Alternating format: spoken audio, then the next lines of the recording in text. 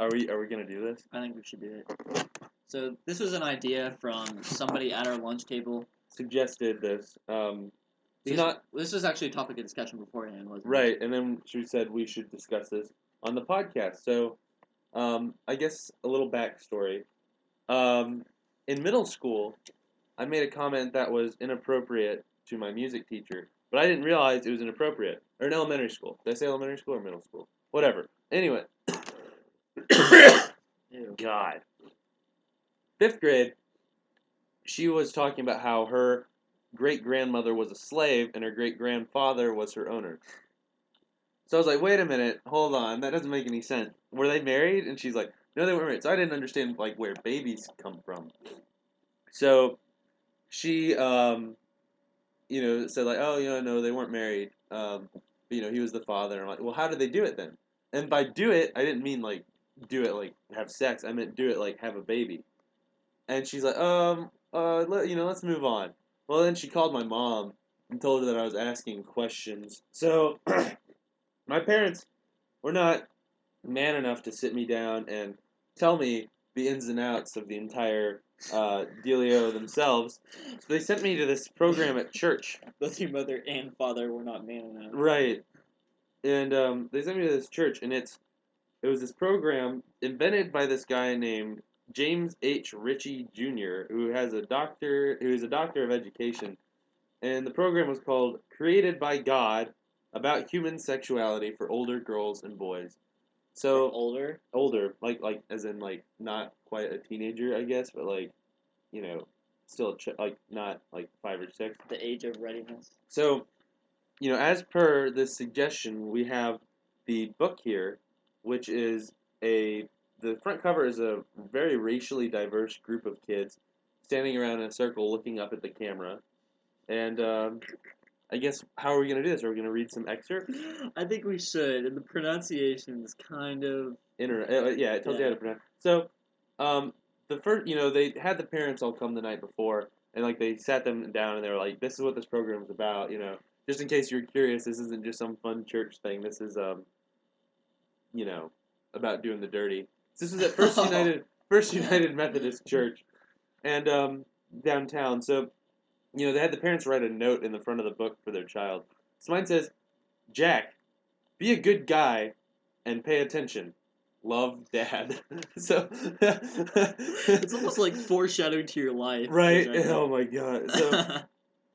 So it's got 2 different title pages inside of the book. You got chapter 1, Change, with the next. It's got all these weird cartoons in it. It's got a bunch of racially diverse kids. Again, the Asian is like almost like. It almost looks like a racist drawing, like one of those stereotypical like cartoons you'd see during World War II or something. And of course, it's got the kid in the wheelchair. Just in case there's any disabled ones. Yeah. So, what's interesting is for a book about the human body, they were very inaccurate because all these kids have 4 fingers. So. He got lazy. He's not very good at drawing thumbs. Didn't want to draw that pinky. Yeah. So, I guess what are we just gonna walk through the book? Yes. Okay, so it's got the intro, which the introduction is, "You, my friend, are created by God." Sound odd? So it sounds like almost like a Dr. Seuss type introduction, and it's got this long thing about like you're created by God and He did an excellent job, and it all rhymes. So and then it's got another cartoon of these kids in the woods walking in the direction of a sign with an arrow on it that says "Future." Chapter 1 is Change, a snapshot of God's Son. And it tells you about Jesus and how Jesus went through puberty. And so will you. It's called Adolescence, and it's got a picture of some kids growing and their clothes are too tight. Growing in wisdom, deep breaths, and it's got kids on a roller coaster. Belonging to God's family. So far, nothing dirty. Right. It just says that pretty much you're going to grow up, and that you're a child of God, and that Jesus grew up too. And chapter 2 is a marvelous creation tale, what makes us male, what makes us female. And again, it rhymes. And then it's actually kind of meta. It's referencing itself here and there. And, it's got all these, like, cheery little here, this is where it starts getting dirty. So then, Oh my god. it literally has absolutely nothing that you could possibly imagine was obscene That was shocking. up I've until seen this. page 27. I think it's page 28, and you got a full on picture of A vagina. yeah, and like all the It's a children's book. yeah, and it's got like the little diagrams and everything, and also it tells you how to pronounce different things. So like abdomen, it says it tells you how to It gives pronounce you that. abdomen. Yeah. So then you turn to the next page. It's got all this stuff about all the different pieces, and then, lovely little morsels of information. And you turn the page, and you've got the marvelous male. So far, no pictures of a penis, and then you turn the page. Oh, there's a penis. So now this one is not nearly as informative. It doesn't give you like a scope down view of the Right, urethra. right. No, not like yeah. And but it does tell you where the scrot, the glands, and the shaft are. So, and then you've got the internal view of the female reproductive system, and then the internal view of the male reproductive system. Oh my gosh, that's disgusting. Yeah. So then, ins and out, how changes come about, and now after that, so now that they've discussed everything in detail, then it goes back to all this child friendly crap about like how you're gonna grow up, and then it's talking about like gender and estrogen, but nothing obscene. And then you turn the page and there's a boob. It's very it was like a roller coaster, and oh god, telling you about your new function. Oh, this is the part about periods. Were your palms sweating as you were reading It was this? oh, it was so. I remember we first started this class, and they had us ask any questions that we wanted to know beforehand. So this one kid was very brave, and he raises his hand. We haven't discussed anything at all yet. This kid raises his hand, and he goes, "What's a dildo?" and so then the guy's like starts laughing. He's like, "Where did you hear that?" And he's like, "Oh, people keep calling each other." So then again, clean stuff. And then on page 51, you've got a bunch of pictures of naked children at different ages and how their body changes. And then Did you ever watch the video? Do you remember what in that? fifth grade, Yes, it was oh called. yeah, It was called The Video. where it was the guy, the black dude with the dreadlocks who walked around and was like Yeah. super friendly and everything. Yeah. Yeah. Oh god, yeah, I remember watching that. Okay. Honestly, okay, So I'm gonna be real here for a second. I don't think we should use this. why? People are gonna listen to that, and then like the rest of this is pretty like clean, and then it goes from 0 to 10 or 0 to 100 out of nowhere. That'd be really funny though. I don't know. Okay, let's record this, and when we listen to it, we'll decide whether or not we actually. Okay. Okay, so we all watched The Video. Okay. Right? In fifth grade, and I thought it was really funny because there's just this one part that I don't know if you've heard me and Caleb reference it a lot, but there's this part where you have to tie your shoe. You know what I'm Oh talking about? yeah. And so what happens is like It's like the little kid. Sometimes I feel weird around a girl, so I just tie my shoe. yeah, it's like anytime you feel So first it was just whenever your ding-a-ling got big, right? So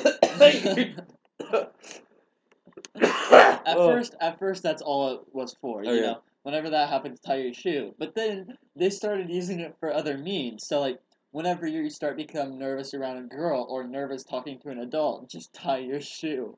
I think that would probably be the most disrespectful Like some thing. sort of escape from like reality for a minute. Like let me just focus on these shoestrings. Like what, it takes you all of 5 seconds to tie your shoe? They're like perfectly tied. You can just like I gotta Untie this real quick. She looks fine. I gotta tie it. Oh man. Yeah.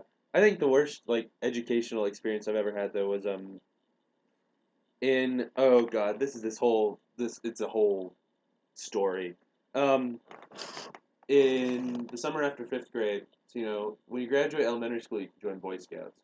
Like Ed Step, Cub Scouts. So I did that for a few years and I had a lot of fun and I enjoyed it. So that first summer we went to a summer camp, and it was great. And everyone was super stoked for the next year to go to summer camp. So that next year, we were the second years, we weren't the little ones anymore, and we got some new ones, and everything was chill. Some of them were really weird, and well, we were, this one night, the adults were being like super strict about everyone getting to bed because we were going hiking the next morning, Right. and from what I gathered from a friend of mine who tended right next to these two kids, they started hearing all these rustling noises coming from inside of this tent. and like little whisperings and stuff, and then kind of grunting and everything. So this adult hears it. He goes over to the tent. And he goes, "What's going on in here?" And they go, "Oh, nothing. Don't come in." And of course he goes in, and well, there are these two kids. Their names are Sam and Griffin, and one of them apparently told the other one, "Hey, I'm cold. Please get in this sleeping bag with me." So then I was like, okay." So he gets in there with him, and this kid's absolutely naked. And he says, right, and he says, "Oh, you should get naked too." So this kid does, and they were like, exploring each other. Are these two guys? Two guys. So the adults were freaking out, and they were super strict for the rest of the summer camp because of this. They're like, "You're going to bed when we say you're going to bed. You're wiping your ass when we say you're wiping your ass." All this stuff because so. Oh, you got your wings clipped. Right. My what? Your wings, they're clipped. Right, yeah, that took a minute to register. I thought you were making a comment about my fingernails. No, I didn't know who called them wings. So, you know, that night, the kid who incited it, it was this Griffin kid. The scoutmaster takes him in the car and drives him all the way home. He calls the parents up and they meet him at like some gas station halfway, which this was in New Mexico, so it was hours. So then he comes back and goes to sleep and he slept the whole day. The other kid though, they had the parents drive up and get him. So this kid was there, and everyone knew what happened. Everyone's just like, "Oh, what the hell," and so they they say, "Hey, your parents are gonna be here in about half an hour." They just entered town and they're about to be here. So this kid starts freaking out, and he takes those shitty little tubes of the powdered drink that you put in your water bottle and then shake it, and you've got like tea or whatever. He has one of those for tea, and he puts it in his water bottle, this warm water, and shakes it up and everything. And we're like, "What are you doing, man? Why are you doing that?" And he's like, "Oh, I'm gonna give it to my mom. Tea is her favorite drink, and maybe it'll make her calm down." And like, oh man, so they both got kicked out. But then the crux of the story comes, the educational experience part is after they were kicked out and everything, they started making us every year watch this video about how to avoid being abused, and it was funded by the Boy Scouts of America. And actually, in 8th grade, we had that teacher, Mr. Carter, who was a Eagle Scout. So he was 28. Yeah. And he had watched the exact same video when he was like 10 or 12 or whatever, when he was in Boy Scouts. So this video, it's this white, black, and Mexican and Asian kids. So, perfectly racially diverse, sitting backwards on chairs because it was made in like the 90s, and they're super cool or whatever.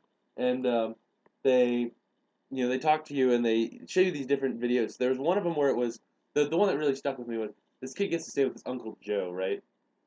So his Uncle Joe's like, "Hey, because apparently this kid's dad isn't in the picture. So this Uncle Joe is like, "Hey, I bought you a new Xbox. We were, your aunt and I really love having you here. We're gonna play some Madden tonight." So they're playing this Madden, and they're having a good time. And he's like, "Oh man, I'm really really hot. I'm gonna take off my shirt." "Okay, Uncle Joe." He's not paying any attention. Uncle Joe's like, "Hey, you know what? I could really go for a beer right now. You want one?" And he's like, "Gee, Uncle Joe, my parents don't really let me drink." He's like, "Come on, it'll be fine. I'm your uncle." So he gives him this beer, and he tells him, "You look hot too. You should take off your shirt." And he goes, "Okay, Uncle Joe." So he takes off his shirt, and then they keep playing. He's like, "Hey, you know what would be fun? If we played strip Xbox." So they get down to their underwear and everything, and he's like, "Hey, hey, Kevin, that was the kid's name. Check out this cool new movie I bought." And he puts this DVD in there, and you hear like the typical like porn music and like moaning and stuff. And "Gee, Uncle Joe, my parents put blocks on the TV channel so I can't see stuff like this." "Come on, it's fine, it's fine." And it shows Uncle Joe reaching over towards this kid, and it shows a close up of this kid's face, and he goes from like a normal expression to then suddenly like panic, and it zooms back out, and he's grabbed Uncle Joe's hand, and he goes, "Uncle Joe, don't touch me there!" And he stands up. God. These are the sound effects Uncle makes. Yeah. So he stands up to go to leave, and then Uncle Joe's like, "Hey, where are you going?" He's like, I'm calling my mom. I want to go home." He's like, "Hey, who you think your parents are gonna believe? Your father's brother, or you, some drunk little kid?" "I gotta go," and then leaves, and these kids like discuss what happened and everything and how to avoid it. That's so shocking. Right, and they had a bunch of other situations like it too. There's one where it was the same deal except it was the coach for the hockey team, and he took him to a bunch of different hockey games and stuff. And then when he was doing some lifting, the coach was spotting him and touched him. He goes, "Hey, stop that!" And the coach was like, "Hey, don't you want to be a famous hockey star?" And yeah, same deal. And then the other one was, it was, "Hey man, uh, Jordan, he's this older kid. He's 17, and his parents are never home. And he has weekly, and I quote, and he has weekly drug and sex parties for us little kids. So, so, so these kids go to this party, and they're all drinking and doing drugs and stuff. And like, how little are these kids? like 13, 14. So maybe a little younger. And they're all there and everything. And this Jordan guy is like older, and he looks like the main character. He looks like the bad guy from the first Scream movie. And he has these special raffles. And I remember the other quote that I remember from it was and to the winner of the first raffle goes a DVD entitled Sweet 16 and Never Been. And he gives it to this kid. And they're all cheering and everything. And he goes, oh, and Josh, that's the main kid. Josh, you win the special prize. What's that? Well, how about you come into my bedroom and I'll show you. So he takes him into the bedroom and he gives him a joint and some whiskey. And they're hanging out and everything. He starts like taking off this kid's clothes and like trying to get down and dirty. Well, this kid's looking around and he sees that the webcam is on. And he looks at the computer and he opens up the window and it was young boy sex with Jordan was the name of this website, and it had them live streaming. So he freaks out, and same deal, and he leaves and everything. And this was sponsored by the Boy Scouts of Yep. America. So it's like to tell you how to avoid this, but it really just made everyone watching super uncomfortable. And for the rest of the year after that, every year when we watched it, for the rest of the year, all we did was make jokes about these videos because it was so super cheesy. But it was just jarring to watch. In very poor taste. Yeah, I would assume so. Yeah.